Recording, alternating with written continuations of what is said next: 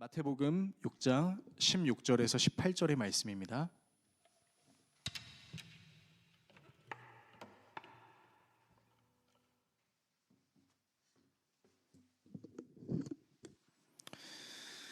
신약성경 8페이지 정도에 있는 마태복음 6장 16절에서 18절의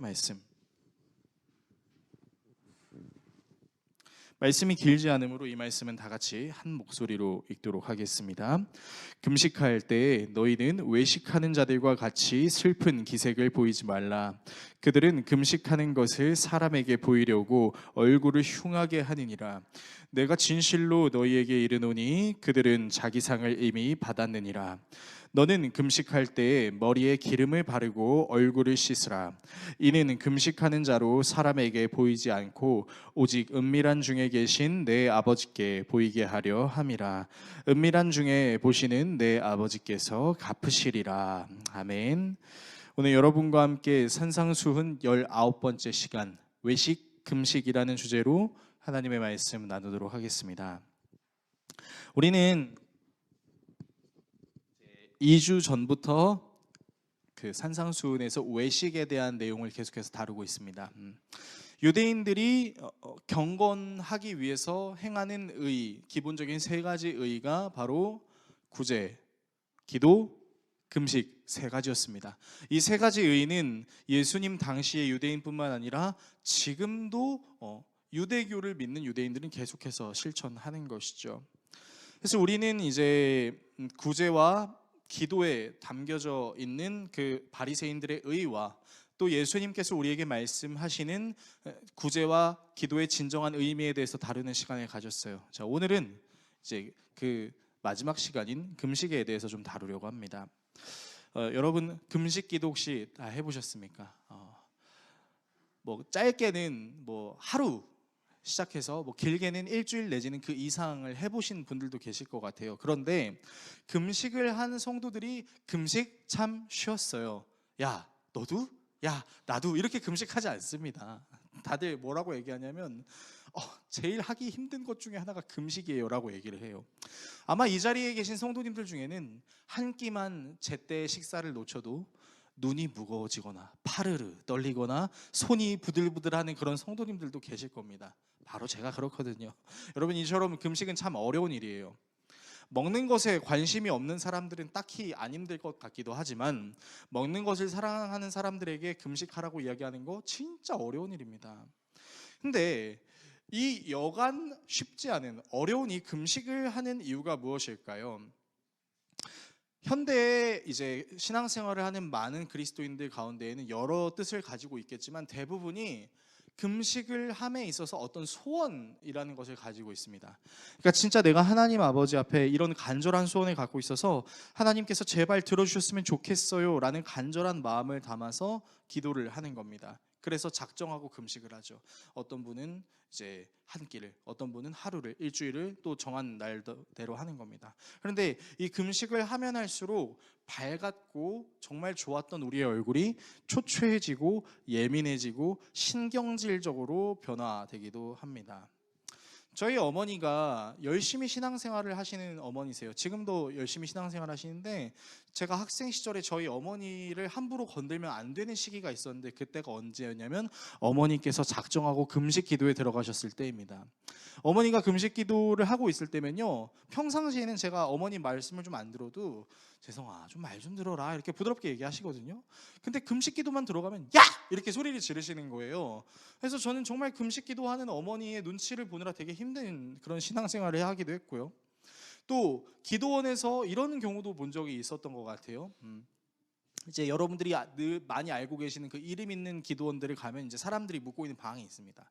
근데 이제 기도원에 가면 보통 이제 사람들이 뭘 하냐면 금식을 하거든요. 그래서 이제 작정하고 금식하는데 너무 이제 그 배고픔을 참지 못한 한 성도님이 몰래 챙겨왔던 초콜릿이나 오징어 같은 걸 씹고 있다가 이제 들키는 그런 장면들도 기도원에 종종 나오기도 합니다. 그러니까 이 금식이라는 게 참 힘든 것 같아요. 그런데 이 힘든 금식을 외식하는 사람들은 정말 힘들게 했던 것 같습니다. 오늘 말씀을 보니까 슬픈 기색을 띠고 얼굴이 굉장히 흉했다라고 이야기합니다. 그러니까 근데 이 굉장히 슬픈 얼굴로 굉장히 흉한 모습으로 사람들이 모여 있는 곳에 가서 하면서 마치 기도를 하고 있는 거예요. 그래서 이제 그런 외식하는 사람들을 보면서 유대인들은 역시 저 사람들은 대단한 신앙을 갖고 있어라고 칭찬을 하는데, 그 외식하는 유대인들에게 오늘 예수님께서는 그 외식하는 자들의 의와 같지 않아야 된다라고 비판하시면서 어떻게 금식해야 되는지에 대해서 우리에게 말씀하십니다. 저는 여러분과 함께 다음과 같은 내용을 나누고 기도하는 시간을 가지려고 해요. 첫 번째는 외식하는 자의 금식이 무엇이었는지, 두 번째는 올바른 금식은 무엇인지, 세 번째는 예수님의 슬픔 활용법입니다. 외식하는 자의 금식, 그리고 올바른 금식, 예수님의 슬픔 활용법, 이 세 가지 내용을 다루고 함께 기도하는 시간을 가지려고 합니다. 첫 번째, 외식하는 자의 금식입니다. 자, 외식하는 자의 금식의 특징이 참 재밌어요. 어떻게 나와 있냐면 슬픈 기색을 띠고 사람들에게 드러내려고 하고 얼굴을 흉하게 하는 것이었습니다. 본문 16절의 말씀을 화면을 통해서 같이 읽겠습니다. 너희는 금식할 때에 위선자들과 같이 슬픈 기색을 띠지 말아라. 그들은 금식하는 것을 남에게 보이려고 얼굴을 흉하게 한다. 내가 진정으로 너희에게 말한다. 그들은 자기네 상을 이미 받았다. 자, 슬픈 기색을 보인다는 건요, 쉽게 말해서 내가 매우 슬픈 생각과 감정을 가지고 있다라는 것을 얼굴에 드러내고 있는 거예요. 잘 흉내낼 수 있을지 모르겠지만 제가 한번 슬픔을 흉내내 보도록 하겠습니다.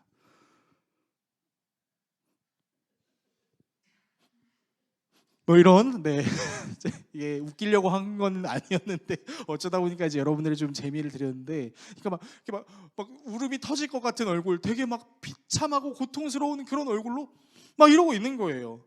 그리고 얼굴을 흉하게 하고 있다라는 것이 무엇이냐? 이때 당시 사람들이 머리가 참 길었잖아요. 그러니까 머리를 막 헝클어 놓은 거예요.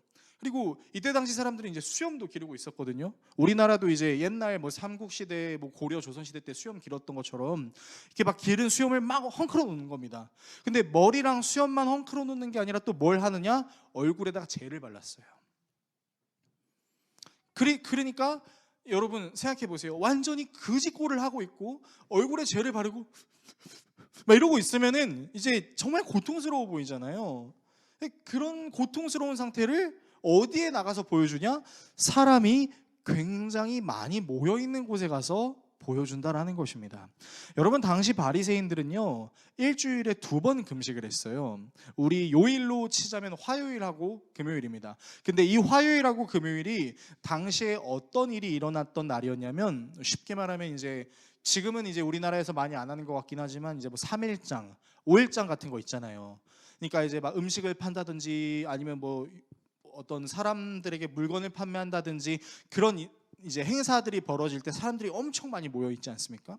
꼭 그럴 때만 딱 꼬집어 가지고 굉장히 슬프고 굉장히 불쌍한 모습으로 주여 아버지 막 이러면서 기도를 하고 있었던 거예요. 여러분, 지금도 사실 우리는 금식하라고 하면 너무 힘들어하지만 여러분, 그때 당시 사람들은 어땠겠습니까? 그때 당시 사람들도 똑같이 금식을 힘들어했어요. 그러니까 금식 기도를 하는 사람들은 참 대단한 신앙을 갖고 있는 사람들이야 라는 그런 인식이 있었던 거죠. 근데 그 인식이 있는 사회 속에서 굉장히 불쌍하고 굉장히 힘든 모습으로 금식을 하고 있는 이 외식하는 자들의 모습, 이것이 당시 사람들에게는 대단한 모습이야 라고 치켜세움을 받았지만 예수님은 그렇게 하지 말라라고 얘기하는 겁니다. 자, 그러면 왜 예수님께서 그렇게 하지 말라고 하셨을까요? 저는 이 슬픔이 가지고 있는 능력에 대해서 좀 여러분들께 잠시 말씀을 드리고 싶습니다.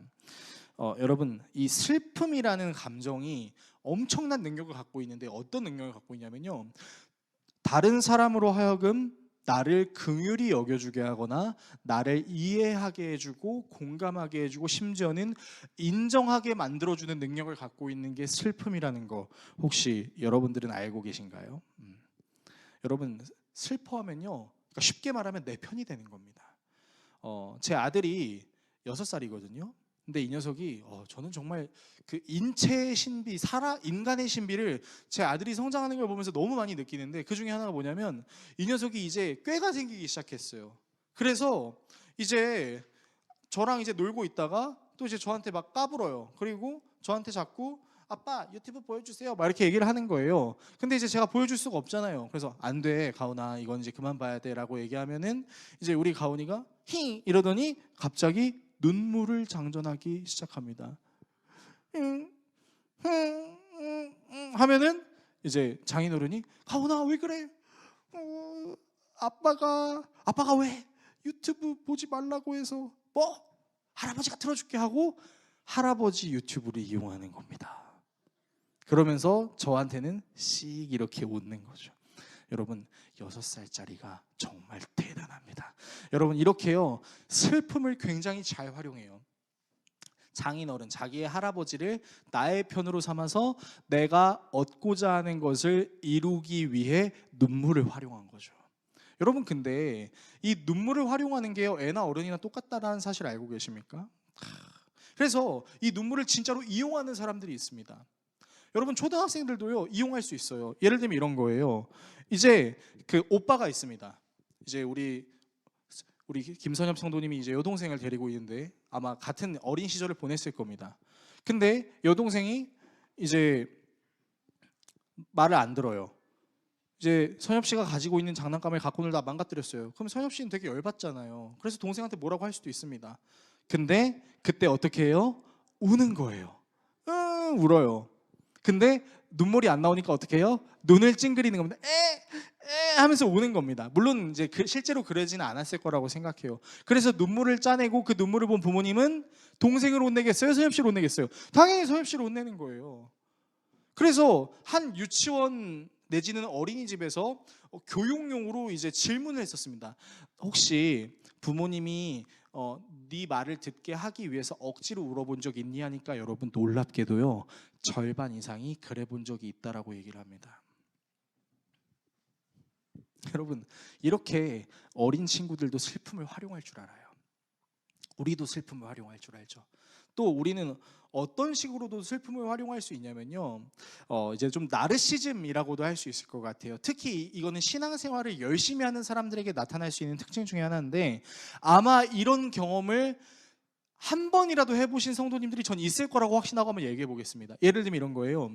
진짜 내가 내 이 죄의 문제 때문에 하나님께 기도하지 않을 수가 없어서 막 열심히 기도를 했어요. 근데 기도를 하다 보니까 막 눈물이 나고, 막 열심히 기도하다 보니까 막 방언도 나오고, 막 열심히 기도를 하니까 괜히 마음도 뜨거워지는 것 같고 그래요. 그러면서 슬며시 이런 생각이 드는 겁니다. 와, 나 제법 기도 잘하는 것 같아. 저만 그런 건가 봐요, 여러분. 여러분 그런 생각 안 해보셨습니까? 아니 내가 되게 슬피 울며 슬피 찬양하며 슬피 기도하는 그 내 모습에 내가 반해가지고 나 정도면 꽤 제법 괜찮은 신앙인 아니야 라고 생각하는 거죠. 여러분 이런 내용을 가지고 이제 그 변증학의 대가라고 불리시는 C.S. 루이스라는 선생님께서 스크루테이프의 편지라는 책으로 이런 내용을 표현하신 적이 있습니다. 제가 이 예화를 우리 교회 성도들에게 설교할 때 몇 번 사용했는데 아마 보신 분은 기억이 나실 거예요. 화면에 보시면 이런 예화입니다.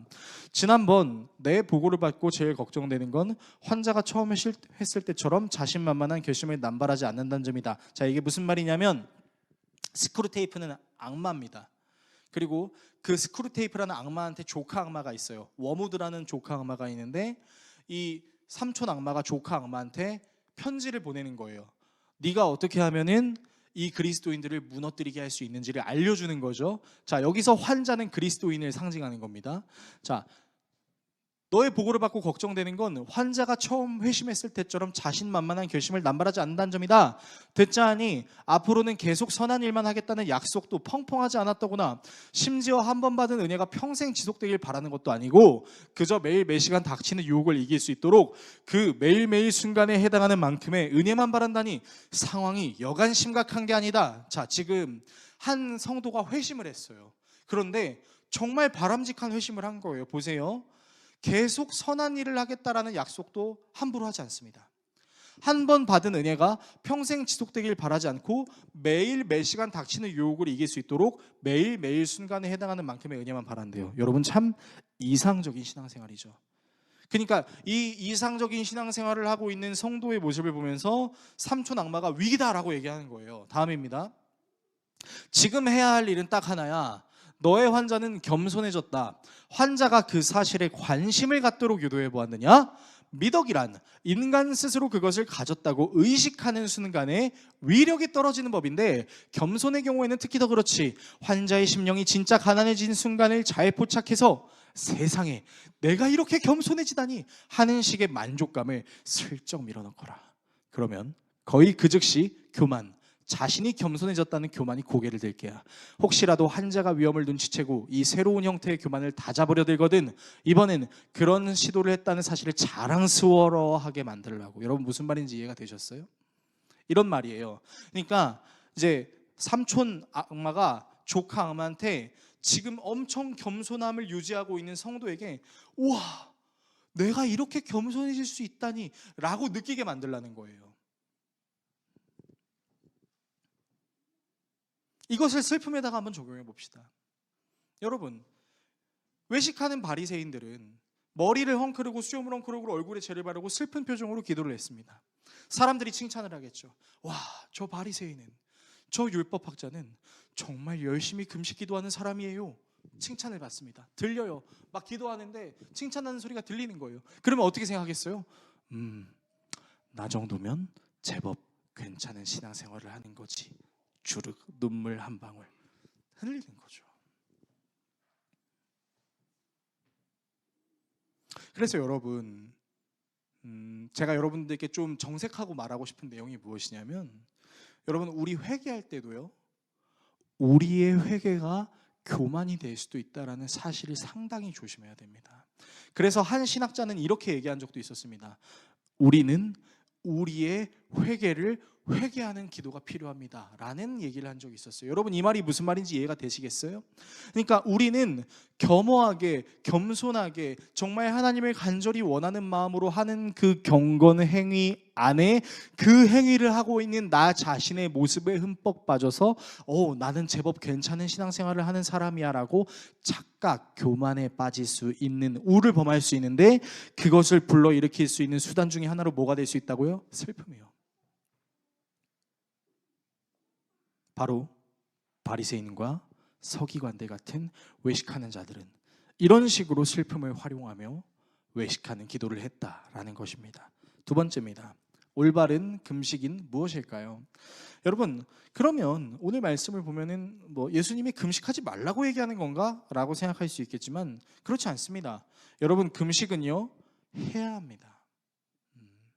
정확하게 말씀드리면 금식은 하나님을 움직이는 수단으로 사용하는 것이 아니라 하나님께 마땅히 내가 그리스도인으로서 반응하는 자세로 나아가야 한다라는 것입니다. 자, NIV 성경 사이트에서 성경이 말하는 금식의 10가지 이유에 대해서 정리한 내용이 있는데 보여드리면 이렇습니다. 성경에 나와 있는 금식의 내용들이에요. 읽어드리면 더 깊이 기도하기 위해서 금식하고요, 하나님의 인도하심을 구하기 위해서 금식하고요, 슬픔을 표현하기 위해 금식하고, 하나님의 보호를 구하기 위해 금식하고, 회개하고 하나님께로 돌이키기 위해 금식하고, 하나님 앞에서 겸손하기 위해 금식하고, 하나님의 일에 우리의 마음을 집중하기 위해 금식하고, 타인의 요구에 부응하기 위해 금식하고, 유혹을 극복하고 하나님께 헌신하기 위해 금식하고, 하나님에 대한 사랑과 경배를 표현하기 위해 금식합니다. 여러분, 성경에 나와 있는 금식의 모습들은 이런 모습들이 있어요. 자, 이 모습들을 종합해서 정리하면요, 이렇게 정리할 수 있습니다. 무엇이냐면, 하나님 앞에 나의 죄된 부분을 인정하고 그것을 해결해 주시는 주님의 은혜를 구하기 위해 하는 금식과 더불어, 굉장히 억울하고 답답하고 왜 나에게 이런 일이 일어나는 거지 싶어서 하나님께 굉장히 소리치고 싶고 하나님께 굉장히 따지고 싶은 그 마음을 표현하기 위해서도 금식을 한다라는 것입니다. 그래서 여러분, 예수님께서 말씀하시는 금식은요, 금식을 하지 말라라고 이야기하는 것이 아니라, 슬퍼하지 말라고 말씀하시는 것이 아니라, 오히려 금식을 하라고 말씀하십니다. 오히려 슬퍼하라고 말씀하십니다. 그런데 어떻게 해요? 사람에게 드러내는 것이 아니라 하나님께 보이는 금식을 하라라고 이야기하고 있습니다. 오늘 본문 17절에서 18절의 말씀 화면을 통해서 같이 읽겠습니다. 너는 금식할 때에 머리에 기름을 바르고 낯을 씻어라. 그리하여 금식하는 것을 사람들에게 드러내지 말고 보이지 않게 숨어서 계시는 내 아버지께서 보시게 하여라. 그리하면 남모르게 숨어서 보시는 내 아버지께서 너에게 갚아주실 것이다. 자, 말씀해 보시면 머리에 기름을 바르고 낯을 씻으라 라고 얘기하는 건요, 평상시 네가 너의 외모를 가꾸던 그 모습 그대로, 네가 하던 그대로 하라는 겁니다. 당시 유대인들은 격식을 갖추기 위해서 세수를 한 다음에 머리에 기름을 발랐거든요. 그러니까 똑같이 하라는 거예요. 근데 이거를 또 잘못 적용하시는 분들은 이렇게 적용하시기도 합니다. 오히려 금식 기도에 들어가는데 더 이쁘게 하고 오세요. 오히려 금식하고 왔는데 이제 화장이 더 두꺼워져서 오시는 거죠. 그러면 여러분, 그걸 통해서도 사람들은 알 수 있어요. 아, 저 사람 금식하는구나. 그렇게 하라는 얘기가 아니라 평상시처럼 하라는 거예요. 그리고 금식을 이용하는 것이 아니라 금식의 모습으로 하나님께 반응해라 라는 것입니다. 자, 그러면 금식의 모습으로 하나님께 반응한다는 것이 무엇일까요? 여러분, 오늘 이제 금식이라는 것이 음식을 다루고 있는 문제니까요, 음식에 대해서 여러분들께 좀 말씀드리고 싶어요. 이런 분들이 계십니다. 슬프고 화가 나거나 답답하고 억울한 일이 쌓여서 스트레스를 가득 받은 한 사람이 있다고 한번 가정해 보겠습니다. 자, 근데 이 사람이 좋아하는 게 있어요. 뭘 좋아하냐면 매운 걸 좋아하는 겁니다. 그래서 스트레스를 너무 받고 너무 힘들어서 어떻게 해요? 모든 근무를 마치고 배달의 민족 요기요에 띡띡띡 눌러서 매운 치킨, 매운 떡볶이, 마라탕을 주문을 하는 겁니다. 꼭 이렇게 폭식하는 사람들은 하나만 안 시켜요. 여러 개 다 시켜요. 그래서 다 놓고 막 먹습니다. 그리고 세상에서 가장 편안한 잠, 내 배를 가득 채우고 1분도 지나지 않아서 눈을 붙이고 자는 그 잠을 자는 거죠. 여러분, 근데 그렇게 잠 자고 그렇게 배 채우면 진짜로 그 문제가 해결되나요? 아닙니다. 여러분, 마치 이런 행위는 어떤 행위랑 똑같은지 아세요? 하나님을 믿지 않는 사람들이 슬픔을 잊고 싶어서 술 한 잔에 내 슬픔을 넘긴다라고 말하는 거랑 똑같습니다. 여러분, 근데 술 먹는다고 진짜 슬픔이 사라지던가요? 아니요. 슬픔아, 좀 물러가라 하면서 계속 술을 먹어요. 그래서 막 한 잔이 한 병이 되고 한 병이 두 병이 됐습니다. 그런다고 진짜 슬픔이 사라지던가요? 아니에요. 머리만 깨지게 아파요. 힘들기만 해요. 근데 어떤 효과는 있어요? 술을 마시고 있을 당시에는 잊혀지는, 마치 마취 주사를 맞은 것 같은 효과는 있는 거죠. 여러분, 음식도 마찬가지 아닙니까? 잠깐 내 힘들고 어려운 문제를 잊고 싶어서 맛있고 내 코와 입을 즐겁게 해주는 음식으로 폭식하는 그 순간은 잠시 그 어려운 문제를 잊을 수는 있지만, 그렇다고 그 문제가 해결되나요? 그렇진 않다라는 겁니다. 제가 사역을 할 때 정말 힘들었던 적이 있었어요. 하루에 3-4시간밖에 못 자고 제 아들을 자고 있을 때 출근을 해서 잠이 들었을 때 퇴근하는 그런 삶을 살았던 적이 있었는데, 너무 힘든 거예요. 너무 힘드니까 이제 제가 선택했던 방법이 뭐였냐면 콜라를 벌컥벌컥 마시는 거였습니다. 당시 사역하던 교회에 아이스 트레이가 있었고, 교회에서 이제 하도 콜라를 많이 사용을 해가지고 남는 콜라들이 좀 있었어요. 그래서 제가 이제 교회에 출근을 하면 제일 먼저 했던 게 뭐냐면 커다란 유리컵에다가 얼음을 잔뜩 넣고 이제 콜라 1.25리터짜리 2개를 제 책상에 딱 올려놓는 겁니다. 그리고 벌컥벌컥 따르고 벌컥벌컥 마시고, 화가 날 때마다 이렇게 다비 목사님은 왜 이렇게 나를 힘들게 하는 거야? 아우, 성도님들은 왜 이렇게 나를 지치게 하는 거야? 할 때마다 벌컥벌컥 마셨어요. 그렇게 1년을 마시고, 제 당 수치가, 공복 혈당 수치가 350에서 400이 나왔습니다. 전 당뇨병 환자입니다. 그렇게 건강을 잃어버렸어요. 잠깐 그렇게 벌컥벌컥 마실 때는 기분이 좋아요. 시원해. 그 탄산 마시면 아시잖아요, 여러분들. 막 그 그 뭔가가 이렇게 시원해지는 그 느낌을 막 느끼면서 잠시 잠깐은 괜찮지만 또 이제 힘들게 하는 분의 막 그 연락을 받아서 또 나를 힘들게 하는 막 목사님의 막 교회 막 그런 거 있을 때마다 그렇다고 제가 담배를 피고 술을 먹을 수는 없잖아요. 그러니까 이제 선택했던 게 뭐냐면 콜라였던 거예요. 막 그 다른 소리도 너무 시원해. 내 스트레스가 날아가는 것 같아. 그래서 막 마셔. 그래가지고 막 목이 타들어가는 느낌을 느끼면서 이 목이 타들어가는 느낌처럼 제발 다 타서 없어져라 이 어려운 문제들, 이렇게 생각했는데 제 건강만 날아갔어요. 진짜 당뇨를 알아보신 분들은 잘 아시겠지만 시력이 흐려지고 혀가 마른 혀가 되고 살이 쭉쭉쭉 빠지거든요. 그렇게 잠깐 저는 마취를 맞은 듯한 그런 음식으로 문제를 해결하려고 했지만 결국 돌아왔던 것은 저의 건강의 훼손이었던 것이죠. 그러니까 여러분 여기서 보세요. 사람들은 힘든 일을 잊기 위해서 폭식을 하는 경우도 있습니다. 그러나 그것은 잠깐 문제를 잊게 해주는 것일 뿐 문제를 해결하게 만들진 않습니다. 그리고 그것은 도리어 무엇을 상하게 해요? 내 몸을 상하게 하는 것이죠. 여러분 비단 제가 음식을 얘기했지만 다른 것은 어떻습니까? 우리는 힘들 때 하나님을 찾아야 된다는 것을 머리로는 잘 알고 있습니다. 그런데 이거를 실천하지는 못해요. 다른 즐거운 무언가를 통해서 잠깐 그 어려움을 잊고 싶은 욕구가 있어서 그게 누군가에게는 술이 될 수 있고 누군가에게는 음식이, 누군가에게는 담배가, 누군가에게는 음란이, 누군가에게는 오락이 될 수 있겠죠. 근데 그것을 최선을 다해 하면 할수록 내 몸은 어떻게 돼요? 점점 더 상해지고 망가지게 되는 것입니다. 이에 반하여 금식은 어떻습니까? 오히려 금식은 내 안에 있는 것을 점점 비우는 행위죠. 내 안에 있는 것을 점점 비우고 그것을 누구로 채우는 것입니까? 주님의 은혜로 채워 나아가야 되는 것입니다. 그래서 금식을 하면 할수록 그 금식을 통해서 내가 배고픔을 누리면서 그 배고픔을 묵상하면서 하나님, 제가 그동안 누려왔던 모든 것이 당연한 것이 아닌 하나님의 은혜였음을 다시 한번 시인합니다. 저는 하나님을 깊이 묵상하고 싶습니다라는 은혜의 통로로, 나를 비움으로 하나님을 채움으로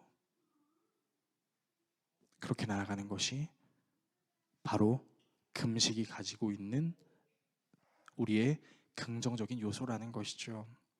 그래서 여러분, 이 금식에 대한 문제는요, 단순히 음식에만 여러분 우리가 적용하면 안 돼요. 여러분 명심하세요. 잘 들으세요.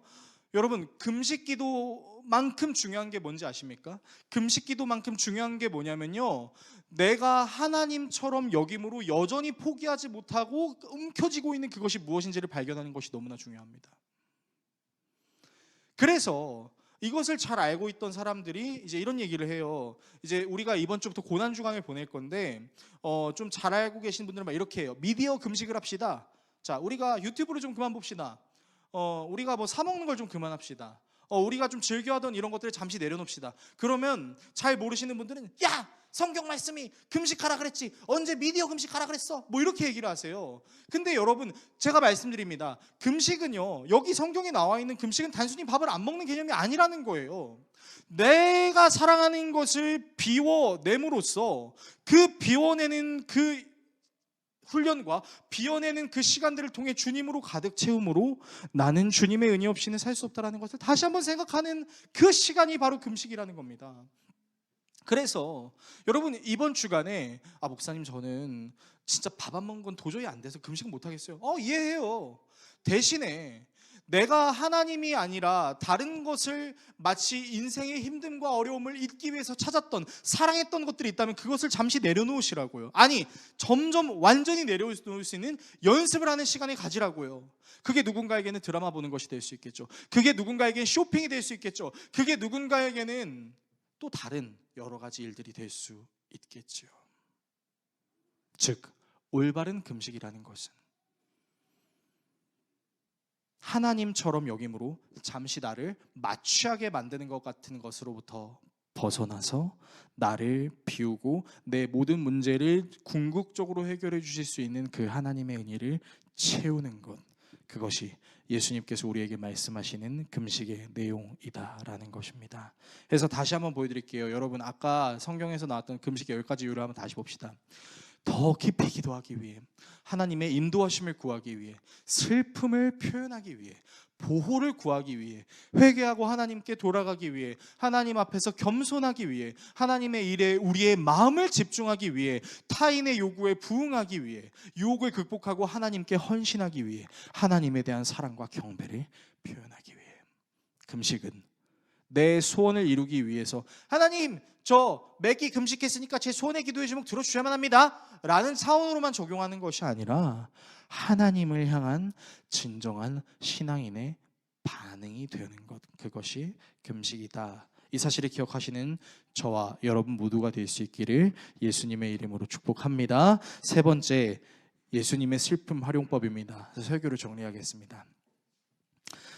여러분, 예수님도 금식하신 적이 있으세요. 심지어 예수님은 물 한 모금도 안 드셨던 것처럼 보입니다. 바로 이제 삼위의 하나님과 동행하시면서 그 세례를 받으신 이후에 마귀에게 세 가지 시험을 받으세요. 근데 그 세 가지 시험을 받으실 때의 상태가 어떠냐면 40일을 주야로 금식했다라는 사실입니다. 근데 놀라운 건요, 성경은 예수님의 이 금식한 후의 시험을 가리켜서 뭐라고 얘기하냐면 성령에 이끌리오라고 이야기합니다. 그렇다는 것은 그 시험 또한 어쩌면 하나님께서 연단하시기 위한 예비하신 시험이라고 우리가 해석할 수 있을 것입니다. 너무 줄이고 너무 배고프고 너무 목마른 그 상황에 마귀가 나타나서 묻습니다.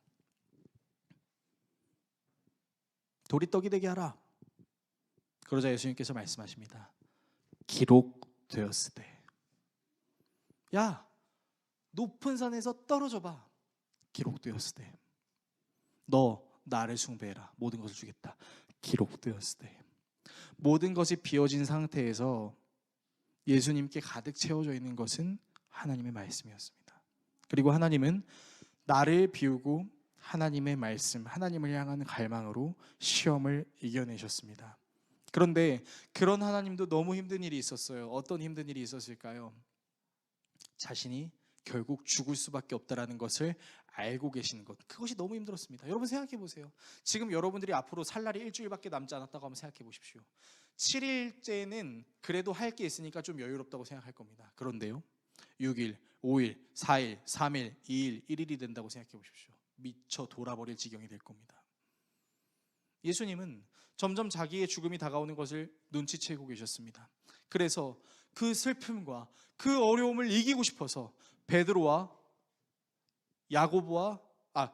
안드레와 요한을 데리고 산으로 올라가십니다. 그 산이 어떤 산이었냐면 겟세마네 동산이었죠. 겟세마네 동산에 가서 한번 돌을 던지십니다. 돌을 던지시고 돌이 닿지 않는 거리까지 떨어지시려고 하고, 떨어지시기 전 제자들에게 이렇게 합니다. 이렇게 얘기하십니다. 얘들아, 나를 위해서 기도해줘. 그리고 예수님께서 기도하세요. 너무 슬퍼하셨습니다. 너무 힘든 것 같은 이 고통을 감당하는 것이 너무 힘들고 두려우셨습니다. 그래서 눈물을 흘리시고 땀을 흘리면서 기도하십니다. 아버지, 할 수만 있다면 이 잔을 내게서 벗어나게 하여 주십시오. 똑같은 문장으로 계속 기도하십니다. 할 수만 있다면 이 잔을 내게서 벗어나게 해주세요. 할 수만 있다면 이 잔을 내게서 벗어나게 해주세요. 계속 그렇게 기도하십니다. 스트레스가 엄청 받으셨습니다. 너무 슬퍼하는 마음으로 기도하다가 잠깐 내려왔어요. 제자들이 졸고 있었습니다. 얘들아, 니들이 지금 졸 때냐? 나를 위해서 열심히 기도해줘. 그리고 가서 또 기도하셨습니다. 할 수만 있거든, 할 수만 있거든. 다시 돌아왔습니다. 제자들이 아예 완전히 골아 떨어졌습니다. 그리고 예수님은 다시 슬픔으로 기도하셨습니다. 그리고 그 기도 끝에 예수님께서는 십자가에 죽으시는 그 형벌을, 제물이 되시는 그 일을 감당하셨습니다.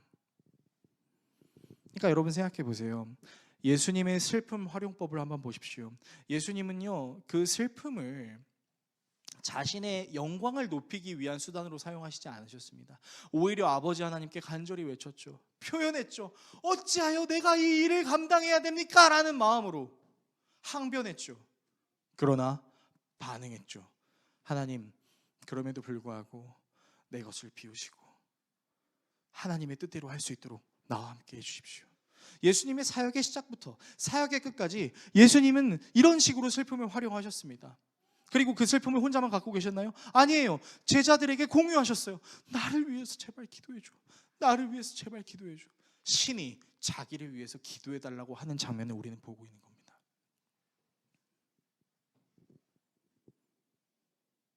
그렇게 예수님께서 금식하시고 비우시고 기도하심으로 하나님의 나라의 뜻을 이루시는 것을 우리에게 보여주심으로 오늘 주님께서 우리에게 말씀하시는 금식이라는 것은 단순히 내 신앙이 이 정도는 된다라는 수준을 드러내기 위한 수단으로 금식을 하라는 것이 아니라 하나님 외에 다른 것으로 잠시 잠깐 문제의 해결은 아니고 잠시 잠깐 나를 마취한 상태처럼 그것을 잊게 만들려는 것으로 이 세상을 살아가려고 하는 것이 아니라 나의 것을 점점 비우고 그 비운 자리 안에 하나님의 은혜를 가득 채움으로 하나님을 간절히 열망하는 마음으로 하나님께서 내 삶에 역사하시는 것을 기대하는 마음으로 기도하라.